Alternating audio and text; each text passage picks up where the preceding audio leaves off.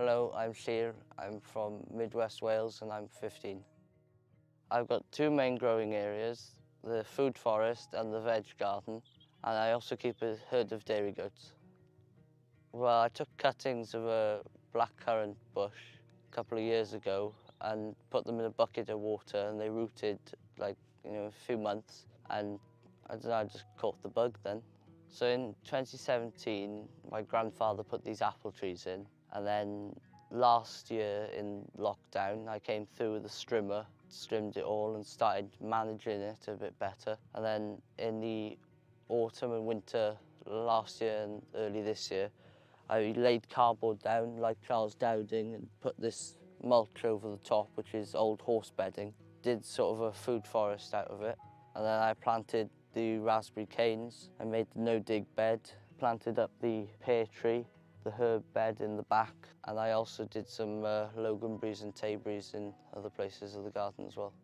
Upcycling is quite important to me because I'd rather use something than discard it. So like the front of the compost bin there is the old gate from by the house. A lot of the pallets are from a local farmer's merchant. The raised beds are all made out of second-hand planks that we've got from around the farm. And I've also planted up an old bath here with the potatoes followed by spring cabbages. I enjoy no-dig because it's easy, but it's got its pros and cons like everything. So like if you were to dig, you could just incorporate fresh muck and then leave it over winter, and then that's plantable next spring. Whereas like if you're going no-dig, you've got to have like a sowable or plantable medium to put down in the first place. All my ideas come from 4 books: the Herb and Vegetable Expert, the RHS Complete Growing Guide, Hugh Richards' Grow Food for Free, and the Veg in One Bed book. One of the things that might inspire people as well is I did a hinged raised polytunnel out of old bits of alcathene, a guttering pipe, some old battens and some old planks. Then I bought polytunnel plastic and made that all on my own. And just, if you set your goal on something, just go for it. There's no harm in trying. James Prigioni inspired me to do that, and same with this food forest really. He inspired me with the mulch and the growing amongst the trees and stuff sort of style. Sometimes just because there's a tree there doesn't mean that you can't pop something underneath it and still benefit from the land. Here in particular, slug damage is quite high because I've laid the cardboard down and they're hiding under the cardboard at the moment, but I'm hoping that'll only be year 1. I also like to do like feeding stations with an organic slug pellets. So like I put it over in the grass and then they'll go away, so it's not actually in the growing area, it's not in contact with food, it's drawing them out as well. Next year I want to completely mulch all of the grass around the tyres, all down the banks here, all tight up to the fence, because I've heard a saying that it takes 4 years to build a fully functioning garden, and it'll be year 3 next year, so I need to pull my socks up. So another way to increase your growing space is if you've got a slope, you could do like a terraced raised bed. So I made mine out of second-hand planks. I looked at a few YouTube videos, found a few, and then I just went at it, building it in the shed on a Friday night. It shows that just because it's a slope doesn't mean it's wasted ground. You could always grow something there and benefit from it. This time last year, this whole area was about 4 foot of brambles, ragwort, docks, ivy. We brought a digger through to pull out all the ivy roots and the ragwort roots and all that. And then I've been working at it since March to get it to a point where we can grow in it. The biggest challenge is working out spacings and stuff because there's not many straight lines, so spacings on a curve can be quite a challenge, but also like just weeding in general, but that'll come with time.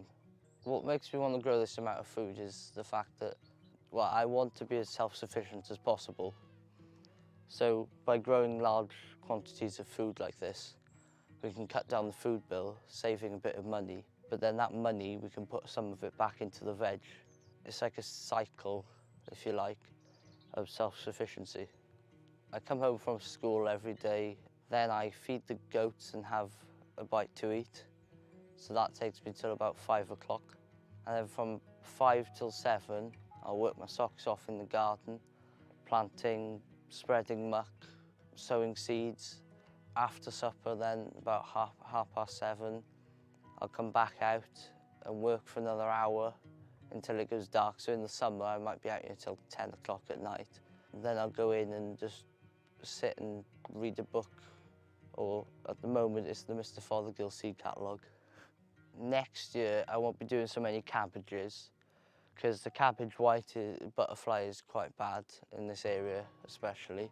But also like all this area from here down next year will be carrots and beetroot because they are our staple crops. I think my biggest surprise this year has got to be these beetroot. So they were all multi-sown as 3 to 4 in a clump. Everybody was telling me, you know, experienced gardeners of 40, 50 years have been telling me, oh, it won't work, it won't work. And I managed to do it and proved them all wrong. It's just nice to see something work after all these months of waiting. There's 2 tips, really. One is I'd probably go no dig if you haven't got much time on your hands, or if you've got the resources to start off. But second tip that I like going off quite often is go big or go home. You know, I've just gone all out, full hog. I wouldn't say work too hard, but get the job done. Sometimes it could be a bit of a drag weeding docks that you've already pulled and then like the odd root comes back, but they'll go eventually. And like with the cabbages, they look after themselves. I don't bother weeding around them because they're so big. They are the main competitors for light. The undercover growing space is a must for any gardener, I think. It's really important to me because it means I can start crops earlier, finish crops later, and start them later again. But most importantly, I can grow tomatoes and cucumbers that you could grow outside, but I don't think they'd last as long with the blight, and we don't really have the weather conditions in the United Kingdom. So having an undercover growing space opens the doors to another lot of plants, if you like. If you haven't tried cucamelons, I highly recommend you do, because you can grow them really close together. Mine are only about 1 inch or 2.5 centimetres apart, and I've got 20 in a row. They're really tasty. They taste like a cucumber with like a lemony lime kick. But one thing I have heard people say is you can grow them up your tomato plants because it saves space. Just put one at the base of every tomato plant. But they're really good to pickle. They're really good in salads. And I mean, some of them don't even see out of the polytunnel, to be honest. They're just nice little snacks whilst you're working.